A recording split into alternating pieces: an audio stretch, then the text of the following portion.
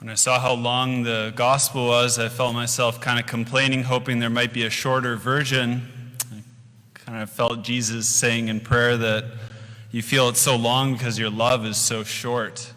Maybe that's why you find, are you bored at the story of how I ransomed you from eternal damnation?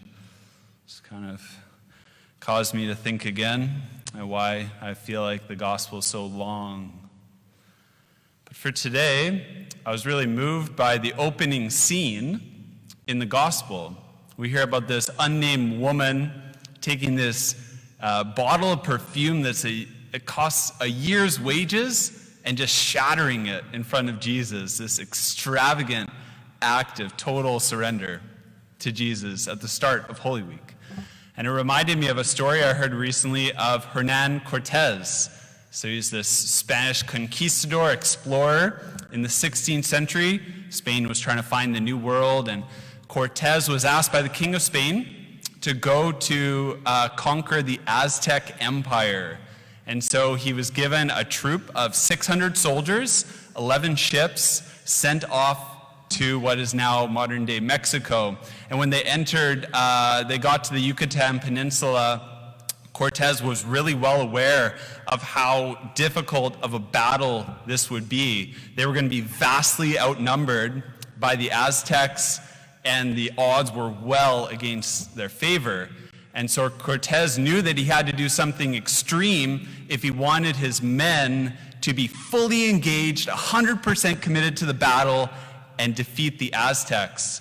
And so Cortez got all of his men off the ships, and they went on the shore. And he looked at all of them intensely and said, "Are you ready for the battle?" All the men said, "Yeah." And Cortez knew this was not enough. So he called the men again, looking at them all intensely. All 600 men set out on the shore. "Are you ready for the battle?" And they all said again, "Yeah, we're ready." Cortez knew that he had to do something extreme. This was not enough. Their words were not going to hold enough weight when they engaged fully against the Aztecs in this battle. And so he told the men to take everything off the ships. All gear, all horses, all supplies, everything.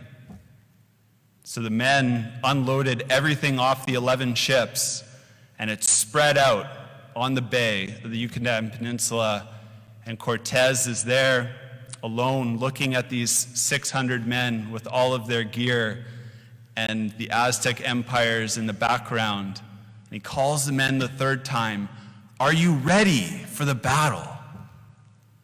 And they all say, "Yeah." He says, "Burn the ships. Burn the ships. We're not going home." See, Cortez knew that when they engaged in the battle, if they had an escape route, they'd probably flee to it.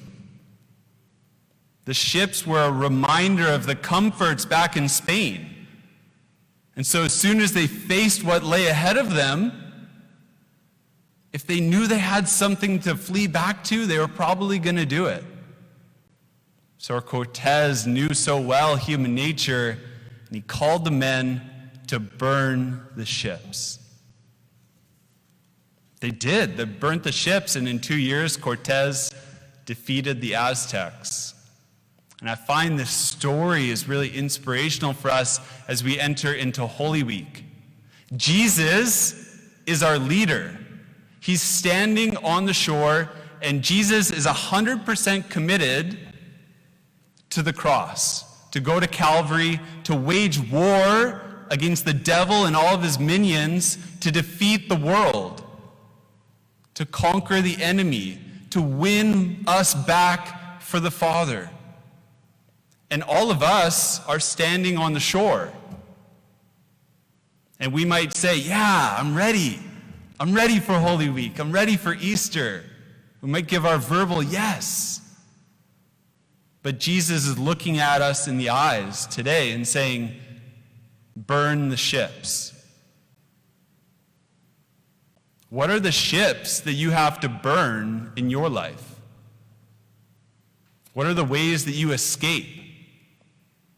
See, at the opening scene in today's gospel, we see this woman.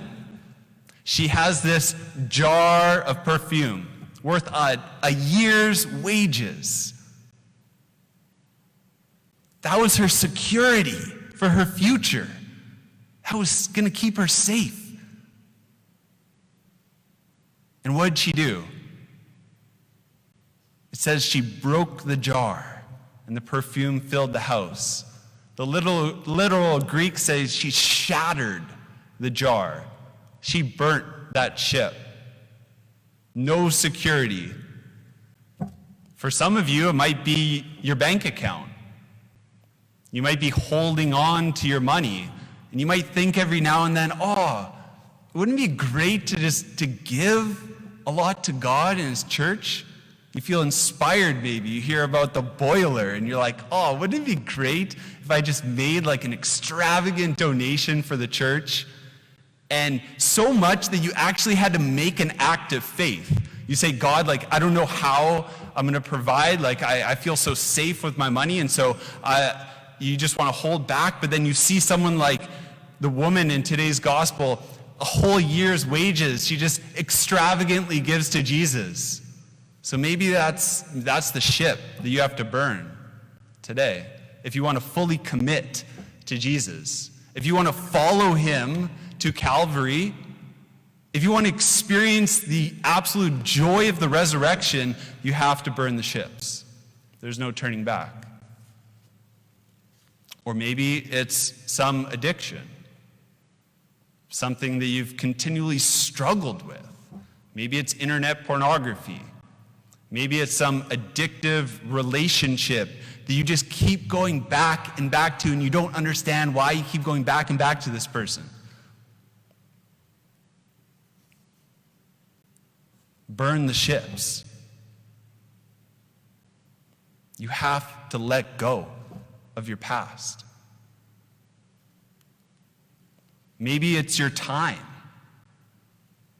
Maybe you have this on 1.5 speed right now on YouTube because I talk kind of slow. And you have so much stuff you want to do throughout the day. And sometimes you might dream of what it would be like to actually extravagantly give time for God, as if God was actually worth more than an hour once a week.